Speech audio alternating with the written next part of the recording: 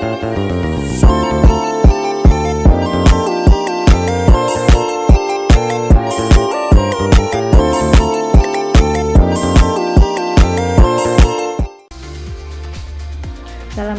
warahmatullahi wabarakatuh. Perkenalkan Bapak dosen, nama saya Muayana. Saya kelas B23, NIM saya 238113080. Ini saya akan memenuhi tugas presentasi UTS yang ditugaskan Bapak dosen untuk membuat video, dan ini saya memilih fikih muamalah dengan materi jirkah dan ji'alah. Dalam hukum Islam terdapat berbagai konsep yang mengatur hubungan antara pihak-pihak dalam transaksi ekonomi dan sosial. Dua di antaranya adalah jirkah dan ji'alah.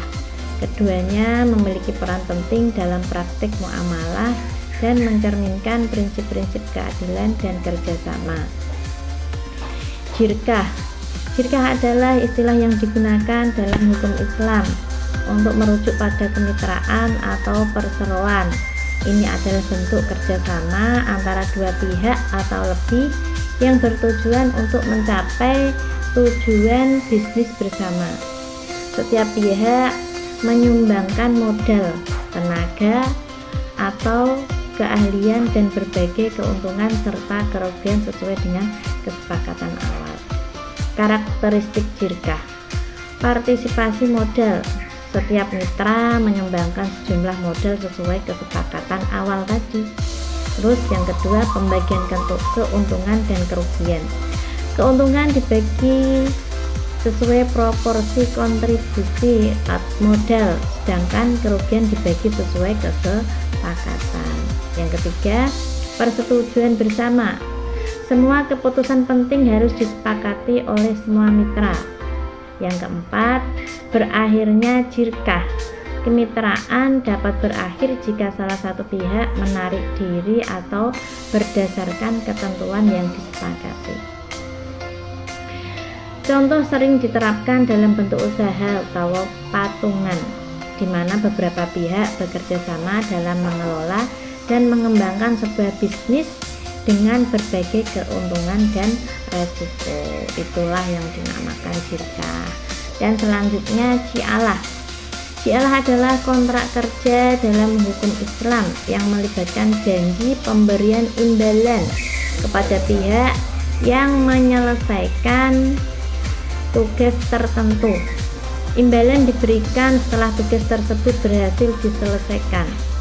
Ji'alah sering disebut juga sebagai bentuk hadiah atau insentif. Karakteristik ji'alah: 1. Kesepakatan awal, tugas yang harus diselesaikan dan imbalan yang akan diberikan ditentukan di awal perjanjian. Terus yang kedua, tugas spesifik. Pekerjaan atau tugas harus jelas dan spesifik. Yang ketiga, pembayaran setelah selesai. Imbalan hanya diberikan setelah tugas selesai dengan baik. Yang keempat, fleksibilitas. Tidak ada kewajiban untuk menyelesaikan tugas jika pihak yang diberi tugas merasa tidak mampu, jadi tidak memaksa. Ji'alah sering diterapkan dalam konteks hadiah atau kontes, seperti sayembara desain atau penemuan barang hilang, di mana imbalan diberikan kepada pihak yang berhasil menyelesaikan tantangan tersebut. Kesimpulannya, jirkah dan ji'alah adalah dua konsep penting dalam hukum Islam yang mengatur hubungan kerjasama dalam berbagai bentuk. Jirkah menekankan pada kemitraan yang berbagi resiko, sedangkan ji'alah berfokus pada pemberian imbalan atas penyelesaian tugas.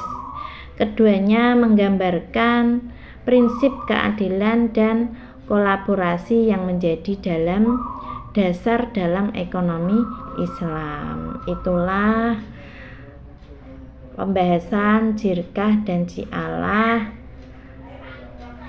yang ada di fikih muamalah sedikit dari saya. Terus misal ada pertanyaan begini, jelaskan secara rinci apa yang dimaksud akad jir'ah. Uraikan elemen-elemen penting yang harus ada dalam akad ini agar sah secara syariah, dan berikan contoh bagaimana akad jir'ah diterapkan dalam konteks bisnis modern di Indonesia. Pertanyaannya begitu. Terus jawabannya adalah gini. Pengertian akad jir'ah adalah perjanjian antara dua pihak di mana pihak pertama memesan pembuatan suatu barang atau penyelesaian suatu pekerjaan tertentu kepada pihak kedua dengan spesifikasi yang jelas dan imbalan yang telah disepakati di awal akad. Akad ini mirip dengan konsep hukum modern. Dalam konsep hukum modern, elemen-elemen penting agar sah secara syariah: satu, pihak yang berakad terdiri dari pemesan dan pelaksana, keduanya harus cukup hukum dengan untuk melakukan transaksi. Terus yang kedua, objek akad, barang atau pekerjaan yang dipesan harus jelas spesifikasi, jenis, ukuran, kualitas, dan kuantitasnya agar tidak terjadi perselisihan di kemudian hari. Ketidakjelasan yang signifikan dapat membatalkan akad. Terus selanjutnya, harga, imbalan yang disepakati atas pembuatan barang atau penyelesaian pekerjaan harus jelas jumlah dan cara pembayarannya. Harga bisa berupa sejumlah uang tetap atau dengan formula tertentu yang disepakati. Yang selanjutnya, ijab dan qabul. Adanya penawaran dari salah satu pihak dan penerima dari pihak lainnya yang menunjukkan kerelaan untuk melakukan akad. Terus selanjutnya, waktu penyerahan atau opsional tetapi dianjurkan meskipun tidak menjadi rukun kesepakatan mengenai waktu penyerahan barang atau penyelesaian pekerjaan, sangat dianjurkan untuk menghindari keterlambatan dan perselisihan. Contoh penerapan di bisnis modern Indonesia: konstruksi, misal ada PT, kalau di Mayang itu PT Genteng ya. PT Genteng memesan pembangunan di gedung, misal di gedung pergentengan kepada Bapak Dimyati, upamanya Bapak Haji Dimyati, dengan spesifikasi desain, material, dan jangka waktu yang jelas serta harga yang telah disepakati. Ini adalah contoh akad jir'ah dalam skala besar. Terus manufaktur, sebuah perusahaan genteng memesan produksi genteng 10.000 genteng misal, dengan desain, ukuran, dan kualitas tertentu yang baik kepada sebuah itu tadi bos genteng dengan harga per potong yang disetujui.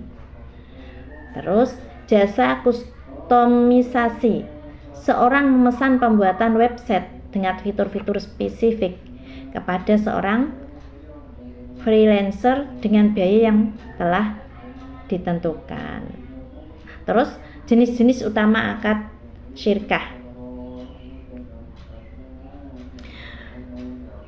Itu tadi yang pertama adalah jawaban tadi ya. Nomor 1, secara rinci dimaksud jir'ah dan elemen-elemen.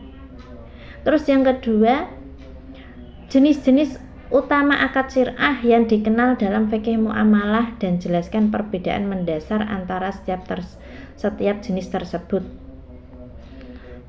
Yang kedua yaitu pengertian syirkah.